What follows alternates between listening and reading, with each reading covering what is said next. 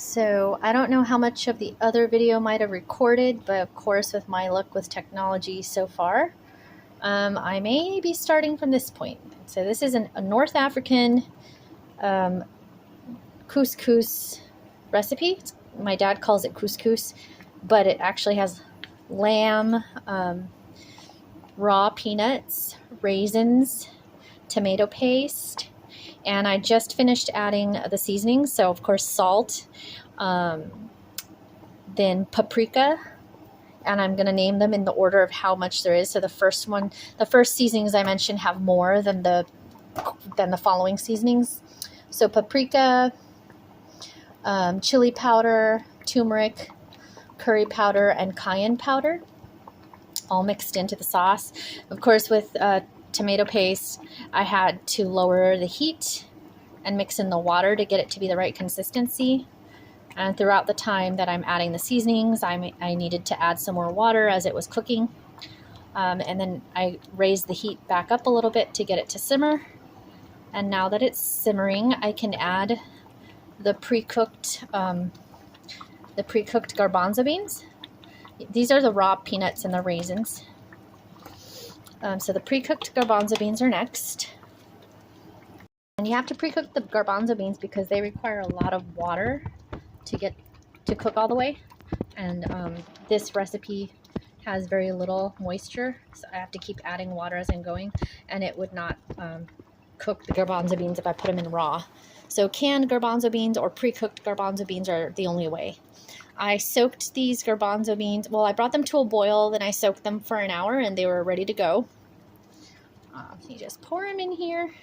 Normally this recipe also has sliced carrots, but I didn't have sliced carrots this time around, so we're going to do without that. But I did add garlic and bacon grease to cook the lamb chop before I added the rest of the ingredients that I mentioned. Ouch. Why do I always do that when I'm cooking? I always get splashed by hot splashes. Okay, normally I do this in a pot, but I saved the pot. I have a limited amount of pots and pans right now because I broke my other ones. Anyways, I'm going to be cooking the couscous in the pot that I would normally make this in.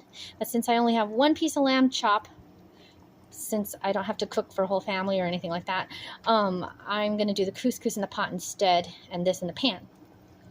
And so that's why it's overflowing.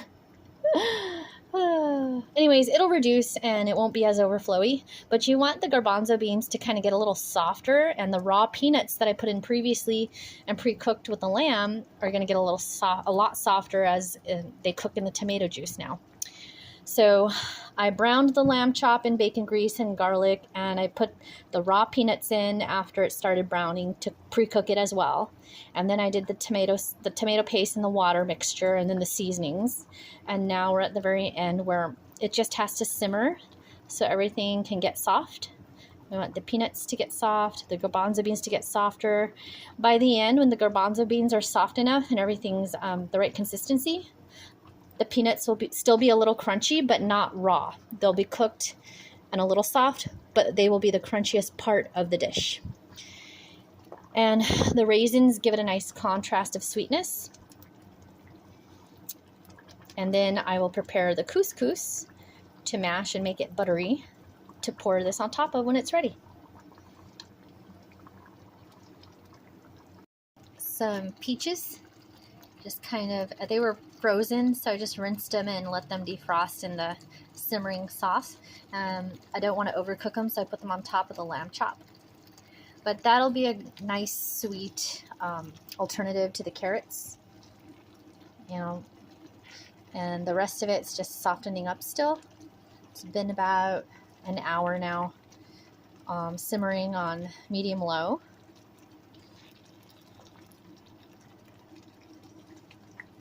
So it's got kind of like a curry, turmeric, spicy cayenne chili flavor.